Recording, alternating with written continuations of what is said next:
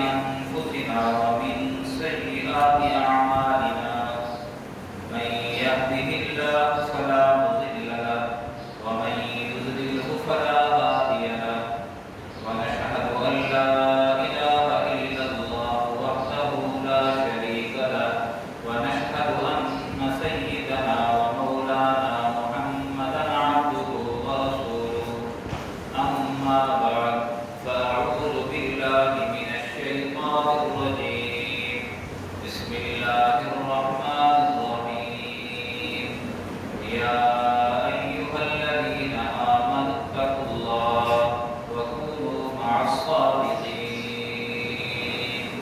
اللهم صل على محمد وعلى آل محمد كما صليت على إبراهيم وعلى آل إبراهيم إنك حميد مجيد اللهم بارك على محمد وعلى آل محمد كما باركت على إبراهيم وعلى آل إبراهيم إنك حميد مجيد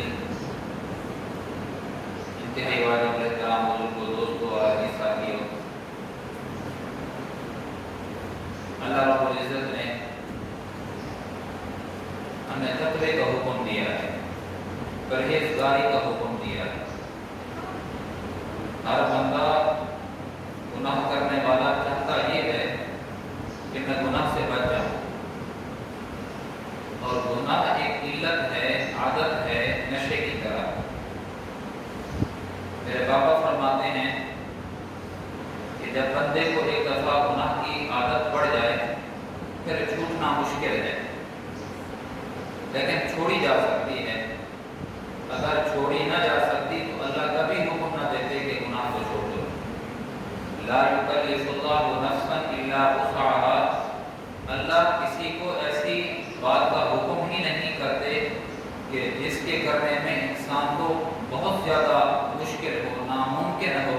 ناممکن کا کبھی اللہ حکم نہیں دیتے۔ انسان کی طاقت و وسعت ہوتی ہے تبھی اللہ اس کام کے کرنے کا حکم دیتے ہیں۔ تو تقوی کا حکم دیا، گناہوں سے چھوڑنے کا حکم جو دیا ہے، انسان کے اندر گناہ چھوڑنے کی طاقت موجود ہے تبھی حکم دیا ہے کہ گناہ کو چھوڑ دو۔ اگر انسان کے اندر گناہ چھوڑنے کی طاقت نہ ہوتی تو اللہ کبھی بھی حکم نہ فرماتے کہ گناہ چھوڑ دو، تقوی اختیار کرو۔ گناہ چھوڑ سکتا ہے بندہ۔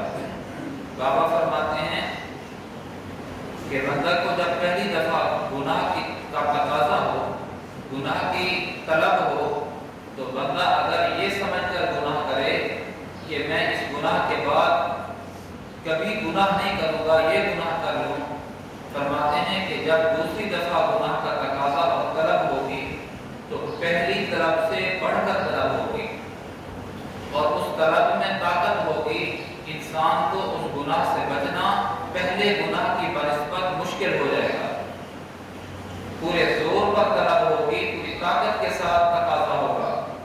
اگر پہلی دفعہ ہی گناہ کے تقاضے کو دبا دے تو دوسری دفعہ گناہ کا تقاضا تو ہوگا، لیکن اس گناہ کے تقاضے میں وہ طاقت اور پاور نہیں ہوگی جو پہلی دفعہ گناہ کے اندر کرنے میں طاقت اور پاور تھی۔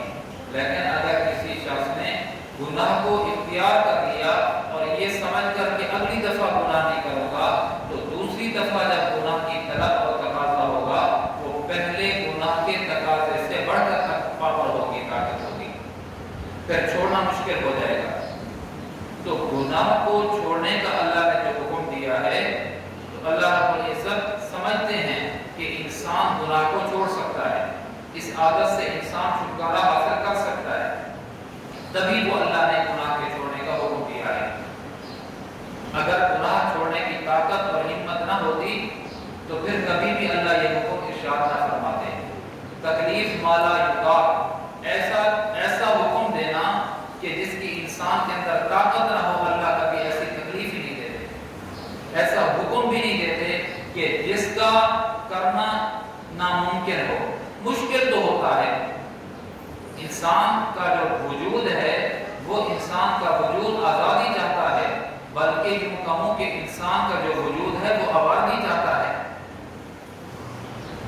تو اب اس سے کیسے بچا جائے، گناہ سے کیسے بچا جائے؟ میں بھی چاہتا ہوں گناہ سے بچوں، آپ بھی چاہتے ہیں گناہ سے بچیں، ہر مسلمان چاہتا ہے میں گناہ سے بچوں۔ تو گناہ سے بچنے کا طریقہ اللہ رب العزت نے اس آیت کے اندر بیان فرما دیا، یا ایھا الذین آمنوا اتقوا اللہ، تقوی اختیار کرو، گناہ سے بچو۔ تو بچنے کا تقاضا، بچنے کا طریقہ کیا ہے؟ تو اللہ رب العزت نے آگے اس طریقے کو بیان فرما دیا، کونوا مع الصادقین، تم نیک لوگوں کی صحبت اختیار کرو، اس کا نتیجہ یہ ہوگا، اس کا رزلٹ یہ ہوگا، اس کا ثمرہ اور فائدہ یہ ہوگا کہ تمہیں گناہوں سے نفرت پیدا ہو جائے۔ بابا فرماتے ہیں جب بندہ اللہ والوں کی صحبت اختیار کرتا ہے، اس کو گناہ چھوڑنے نہیں پڑتے، بلکہ اس کے اندر اللہ رب العزت ایسی چیز ڈال دیتے ہیں جو گناہوں سے نفرت پیدا ہو جاتی ہے۔ جو لوگ نشے کے عادی ہوتے ہیں، تو ایسی ہسپتالیں ہمارے ملک کے اندر موجود ہیں کہ جو نشے والے کا علاج کرتے ہیں۔ تو وہ علاج کس طریقے سے کرتے ہیں؟ یہ نہیں کرتے کہ وہ ایک آدمی ہیروئن استعمال کرتا ہے، ایک شراب استعمال کرتا ہے، سگریٹ پان استعمال کرتا ہے، نشوار استعمال کرتا ہے، وہ یہ نہیں کرتے کہ وہ چیز اسے چھین لیں، آنن فانن وہ چیز اس سے چھین لیں، ایسا یہ ڈاکٹر نہیں کرتے، بلکہ اس کا طریقہ یہ ہے کہ وہ ایسی ادویات استعمال کرتے ہیں، کراتے ہیں مریض کو، ساتھ ساتھ وہ چیز بھی دیتے ہیں جو اس کو طلب ہوتی ہے، لیکن وہ دوائی ایسی استعمال کراتے ہیں کہ بندے کے دل کے اندر وہ طلب ہی پیدا نہیں ہوتی، جس کو سرکی میں کہتے ہیں نا باڑ، وہ باڑ ہی پیدا نہیں ہوتی کہ گناہ وہ اس نشے کو استعمال کرے۔ اور پھر ایک وقت ایسا آتا ہے ان ادویات کے استعمال کرنے سے ساتھ ساتھ وہ ذہنی طور پر بھی تیار کرتے ہیں کہ یہ نشہ آپ کی صحت کے لیے نقصان دہ ہے، آپ کے بچوں کے لیے نقصان دہ ہے، یعنی موٹیویٹ بھی کرتے رہتے ہیں، ساتھ ساتھ ایسی ادویات بھی استعمال کراتے ہیں، ایسی ڈوز بھی استعمال کراتے ہیں کہ جب وہ بندہ ان ادویات کے استعمال کے بعد وہ نشے والی چیز استعمال کرے گا تو اس کو اس سے کوئی راحت نہیں ملے گی۔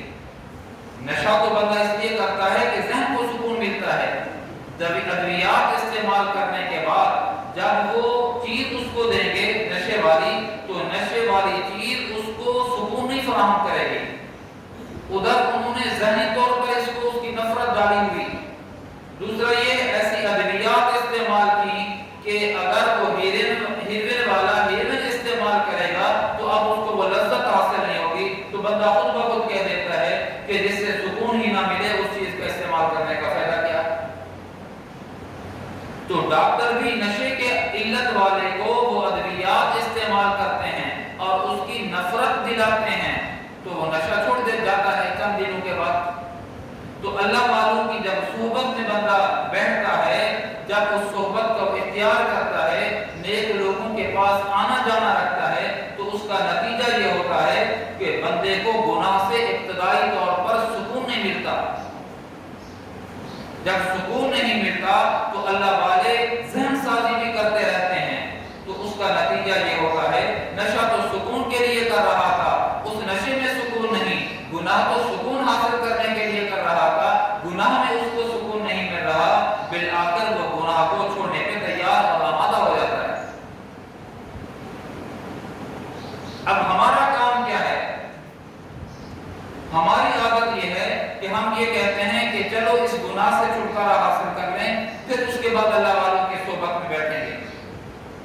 بابا فرماتے ہیں کہ وہ کیسا احمق مریض ہے جو کہے کہ مرض ٹھیک ہو جائے اس کے بعد میں ہسپتال ڈاکٹر سے ملنے جاؤں گا۔ ارے اللہ کے بندے، جب تم مرض میں مبتلا ہو تم ڈاکٹر سے ملو تب فائدہ ہوگا، ورنہ تو مرض بڑھتا جائے گا۔ تو ہم یہ سمجھتے ہیں کہ اس گناہ سے چھٹکارا حاصل کرنے کے بعد اللہ والوں کی صحبت میں بیٹھیں گے، مسجد میں آئیں گے، نماز ادا کریں گے، نوافل کا اہتمام کریں گے، تو کبھی بھی گناہ سے چھٹکارا حاصل نہیں کر سکتے۔ جب تک تمہارے اندر علت ہے، عادت ہے، تو اگر تم گناہوں کو چھوڑنا چاہتے ہو تو نیک بندوں کی صحبت اور سنگت اختیار کرو۔ اب یہاں پر ایک سوال یہ پیدا ہوتا ہے کہ نیک بندے ہیں کون؟ ہر بندے کے ذہن میں کہ ہم گناہ سے چھٹکارا بھی حاصل کرنا چاہتے ہیں، ہر داڑھی والا اللہ والا ہے،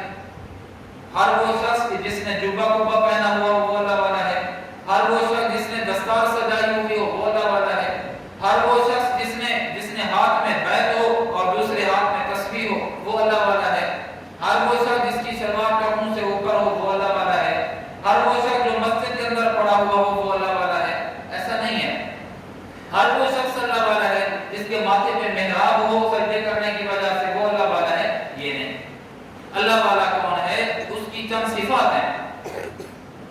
پہلی بات تو یہ ہے کہ جسے دیکھنے کے ساتھ ہی اللہ یاد آ جائے، یہ اللہ والا ہے.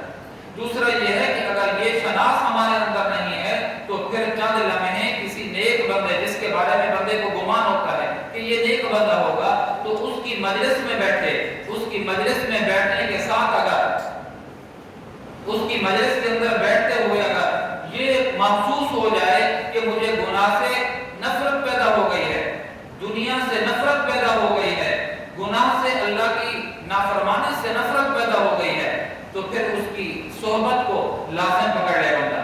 یہ اللہ والا ہے. اس کی زندگی سنت کے مطابق ہو، اس کے طریقے سنت کے مطابق ہوں، ہر وقت اس کے کبھی بھی اس کے وجود سے اللہ کی نافرمانی نہ نکلی ہو، اور اس کی مجلس کے اندر بیٹھتے ہوئے اللہ کی نافرمانی سے نفرت پیدا ہو جائے، یہ اللہ والا ہے. ایسے بندے کی صحبت کو لازم پکڑ لیں، گناہ سے خود بخود چھٹکارا ہو جائے گا. اس کا اہتمام ہو. یا ایھا الذین آمنوا اتقوا اللہ، تقوی اختیار کرو. اللہ تقوی اختیار تو کرنا چاہتا ہوں، گناہوں سے بچنا چاہتا ہوں، سنت پہ عمل کرنا چاہتا ہوں، لیکن مجھ سے ایسا ہو نہیں سکتا. تو فرمایا کہ جو لوگ ہمت والے ہیں، جو لوگ گناہوں سے دور ہیں، ان کی صحبت اختیار کر لو، تمہارے اندر گناہوں سے نفرت خود بخود پیدا ہو جائے گی.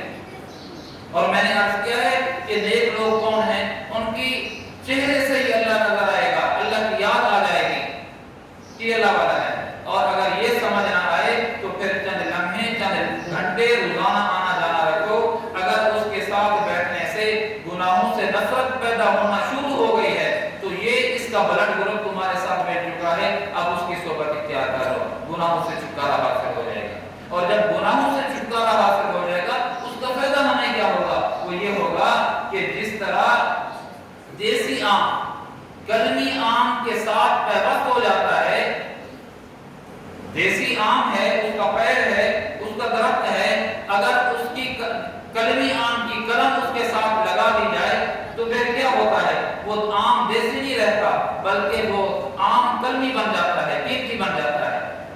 تم اس کے ساتھ جب بیٹھو گے تو اللہ والوں کے ساتھ بیٹھنے سے فائدہ ہمیں یہ ہوگا، گناہوں سے چھٹکارا حاصل کرنے سے ہمیں فائدہ یہ ہوگا کہ ہم بھی اللہ کے ولی بن جائیں گے. ہم دیسی نہیں رہیں گے، پھر ہم بھی کلمی بن جائیں گے. ہم عام نہیں رہیں گے، پھر اللہ کے ہاں اہم بن جائیں گے. پھر ایسا ہوگا کہ ہم دعا مانگیں گے، اللہ ہماری دعا کو قبول فرمائے گا. ہم خواب دیکھیں گے، ہمارے خواب سچے ہوں گے. ہم دنیا کے اندر اطمینان بھری زندگی، حیات طیبہ ہمیں اللہ نصیب فرمائیں گے. دنیا کے جھمیلوں سے ہمیں اللہ چھٹکارا نصیب کر دیں گے. ہمارا دل کے اندر جو آگ لگی ہوئی ہے وہ آگ ٹھنڈ میں بدل جائے گی. اللہ والوں کی صحبت اختیار کیجئے، تقوی اختیار کیجئے، اور گناہوں سے بچنے کا اہتمام کیجئے. نیک لوگوں کی صحبت اختیار کیجئے. تمہاری زندگی حیات طیبہ نہ بن جائے تو پھر کہنا. اللہ پاک مجھے آپ کو نیک لوگوں کی صحبت نصیب فرمائے.